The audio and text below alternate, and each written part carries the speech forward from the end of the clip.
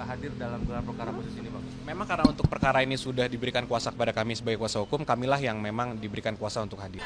Iya, hari ini ada undangan untuk hadir gelar perkara. Tentunya karena ini undangan dari para penyidik, ya kami menghormati dan kami hadir di sini. Namun kan kita semua sudah tahu bahwa gelar perkara ini adalah hanya pemaparan dari para penyidik untuk memperlihatkan nih dari awal sampai sekarang ini apa yang telah dilakukan dan langkah-langkah selanjutnya seperti apa. Jadi ini bukan pemeriksaan eksaminasi mengenai perkaranya, bukan pembuktian perkaranya, karena pembuktian nanti di pengadilan. Jadi kalau ada narasi seakan-akan disinilah nanti akan dilihat apakah sudah dilakukan, sudah benar atau tidak, itu salah narasinya. Jadi kita hanya melihat saja nih pemaparan dari para penyidik. Berarti dari pihak Pak Jokowi yakin bahwa gelar perkara hari ini tidak akan ada membuka, misal ada miskoreksi seperti itu atau? Iya, karena forum untuk mengkoreksi suatu penyidikan bukan di sini.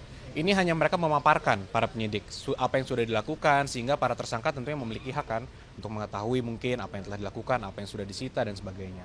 Namun kami sebagai pelapor juga memiliki hak nih untuk mengetahui kapan ini akan dilimpahkan kepada kejaksaan untuk disidangkan nantinya. Jadi ya sebenarnya walaupun ini bukan inisiasi dari kami diundang, tapi kami senang juga untuk hadir di gelar ini untuk mengetahui tindak lanjutnya akan seperti apa. Kenapa ada alasan nggak Pak Jokowi itu nggak hadir dalam gelar perkara khusus ini, Bang? Memang karena untuk perkara ini sudah diberikan kuasa kepada kami sebagai kuasa hukum, kamilah yang memang diberikan kuasa untuk hadir. Oke, cukup dulu. Ya. Nanti mungkin setelah gelar ya. Terima kasih. Aman. Terima kasih.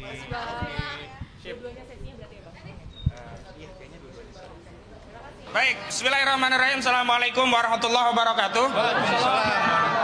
Terima kasih kepada rekan-rekan media yang sudah memenuhi undangan kami dan juga seluruh rakyat Indonesia yang kami yakini juga mengikuti perjuangan kami dalam rangka membongkar ijazah palsu ini.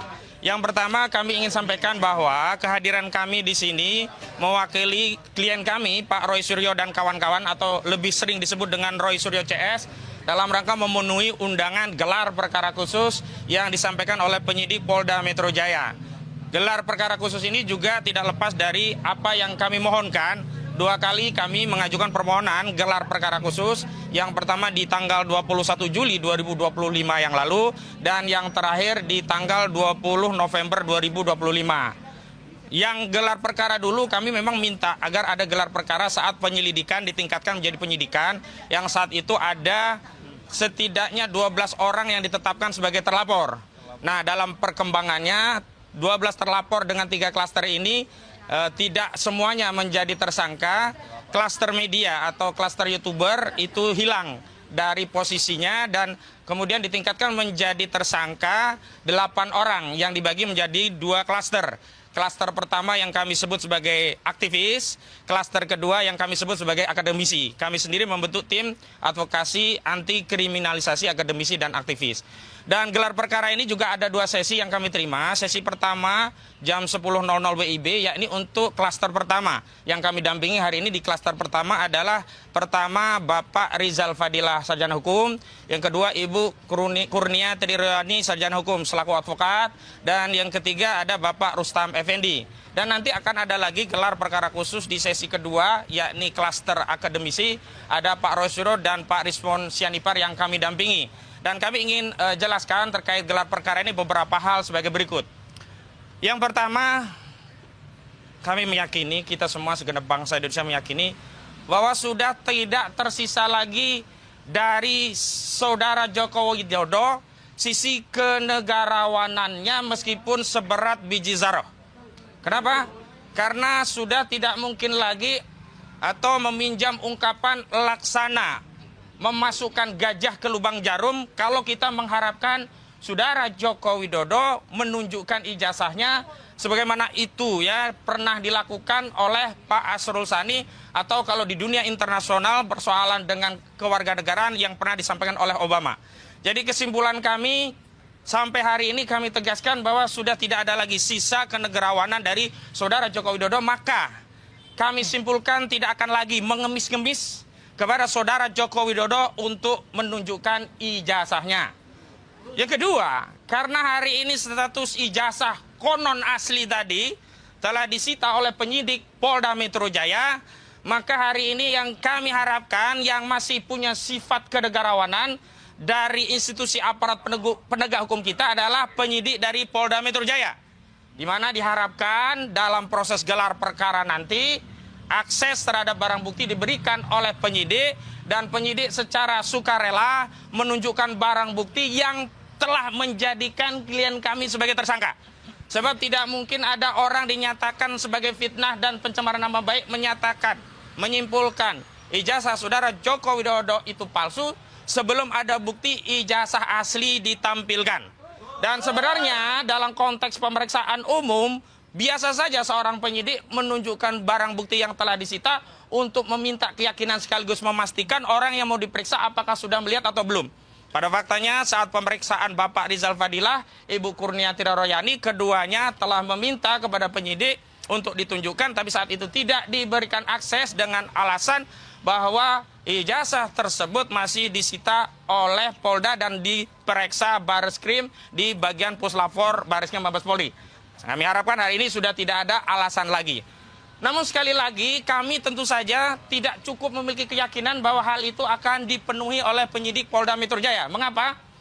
Karena hari ini kebijakan dari institusi kepolisian yang kita cintai ini alih-alih teguh dan konsisten mengikuti hukum, asas, prosedur, dan substansinya, tetapi berulang kali menunjukkan anomali-anomali bahkan kontradiksi.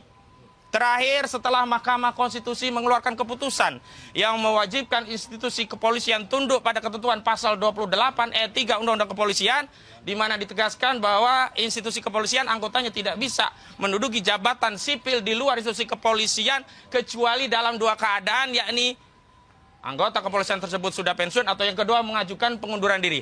Tapi lagi-lagi kita justru malah kecewa karena bukannya atau alih-alih menerbitkan peraturan Kapolri untuk mentaati konsekuensi dari putusan Mahkamah Konstitusi.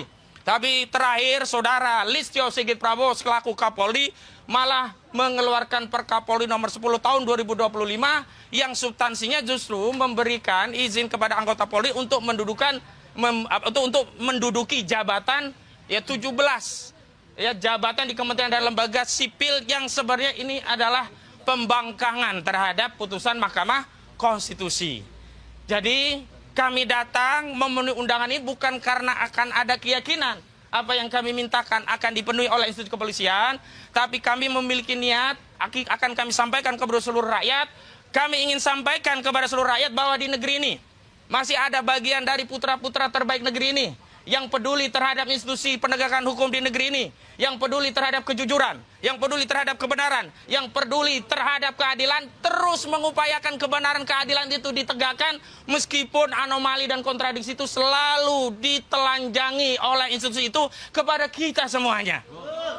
Jadi sekali lagi meskipun apapun hasilnya kita tetap akan terus memperbaiki negeri ini karena kita lahir dan dibesarkan negeri ini bukan hanya milik polisi, negeri ini bukan hanya milik jaksa, negeri ini bukan hanya milik saudara Joko Widodo, tapi negeri ini adalah milik kita segenap rakyat Indonesia.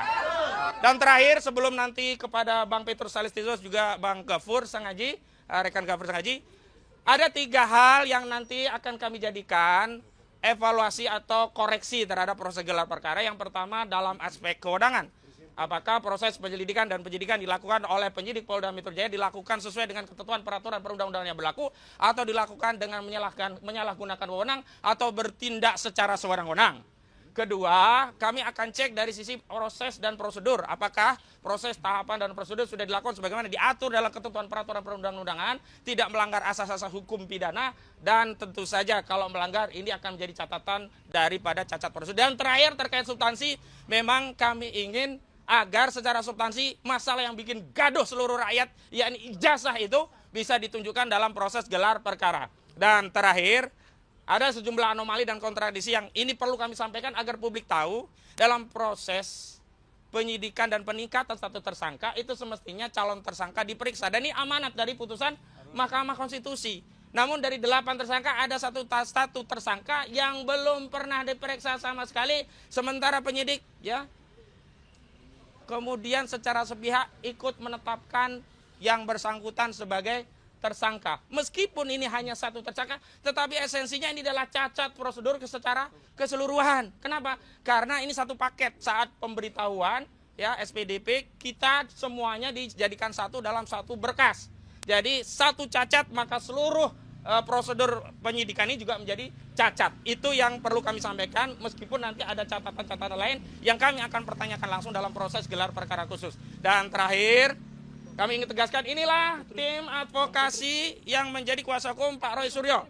Ada Pak Petrus Celestinus, ada Bang Gafur Sangaji, ada Bang Jamal Gisang, ada Bang Azam Khan, ada Fitra, ada Jack Piliang, ada Herman Kadir, Baharu Zaman ya. Jadi yang semua ini adalah bagian dari tim Anwar ya, di Bang Medi. Ya, selain yang